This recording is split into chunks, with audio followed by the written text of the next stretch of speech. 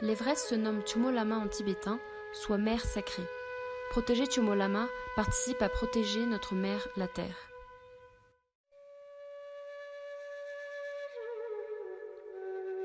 L'intervention Clean Everest commence en 2016 et se termine cette année, au bout de 4 ans de travail collectif.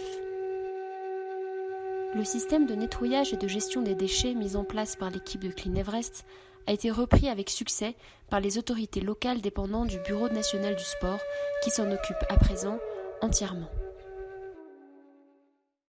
Tout d'abord, le camp de base situé à 5200 mètres est propre. À présent, il existe un tri strict entre 3 types de déchets, ménagers, eaux usagées et excréments. Des rondes sont organisées pour les ramasser. Les déchets ménagers sont jetés dans le compacteur pour être ensuite redescendus à plus basse altitude, les autres sont traités sur place. Puis, le camp de base avancé, situé à 6500 mètres, est propre également. À présent, il existe la même ronde de ramassage de déchets, mais cette fois à dos de yak. Les déchets ramassés en plus haute altitude y sont redescendus et triés. Ce camp est donc la pierre angulaire du système de recyclage des camps d'altitude. Cette année, malgré les aléas météorologiques, tout s'est déroulé sans trop de difficultés. Par ailleurs, des toilettes ont été installées au camp 1 à 7028 mètres. Une redescente des bidons d'excréments est organisée. Tout ce travail est réalisé par des professionnels rémunérés sous l'égide des autorités locales, qui effectuent un travail remarquable. De plus, les autorités compétentes ont pris des mesures drastiques afin de préserver les sommets. Fermeture de l'Everest aux touristes, limitation du nombre d'expéditions par an, instauration d'une taxe environnementale fixe de 1 500 $ par alpiniste et non une simple caution.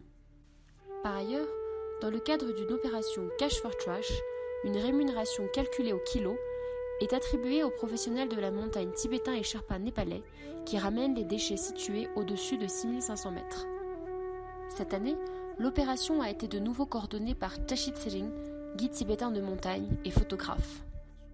Les recettes des ventes de son livre The Son of Himalaya financent l'opération. Grâce à la mobilisation des acteurs locaux, la montagne est propre et les comportements changent déjà. Tout ceci a bien entendu été rendu possible par nos sponsors qui ont soutenu les opérations Clean Everest. À présent, la mission de Clean Everest se poursuit sur d'autres sommets du Tibet, sous la direction de l'ONG locale Himalaya Foundation. Le travail pour le changement des mentalités n'est pas terminé pour autant. Si le volet Clean Everest se clôt, le volet Everest Awareness s'ouvre à présent. Everest Awareness vise tout d'abord à sensibiliser les populations locales à la pollution sur l'Everest. Le partenaire clé sur ce premier volet d'Everest Awareness est le musée de la montagne à Lhasa. Le musée est en train d'installer une exposition permanente sur la protection de l'Everest et de l'environnement en général, sous la direction de la curatrice tibétaine Nejun. Selon elle, la communication autour de l'Everest vise à sensibiliser les populations locales à la pollution en général. L'exposition contiendra un contenu varié. Des vidéos pédagogiques, notamment prises sur le camp de l'Everest, mettant en scène le Yéti, véritable mascotte de l'Himalaya.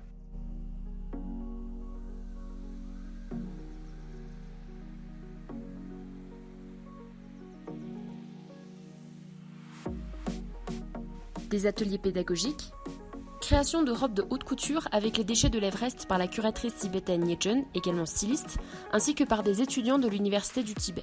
Exposition en juillet 2019 dans le musée de la montagne de prototypes créés à base de déchets ramassés sur l'Everest. Exposition en août 2019 d'œuvres d'art contemporain créées par des étudiants de l'Université du Tibet à partir des déchets de l'Everest. Enfin, la vente du livre Son of Himalaya. Enfin, le second volet d'Everest Awareness consiste à médiatiser la pollution sur l'Everest afin d'y sensibiliser les futurs alpinistes de Chine et du monde et prévenir la pollution en amont.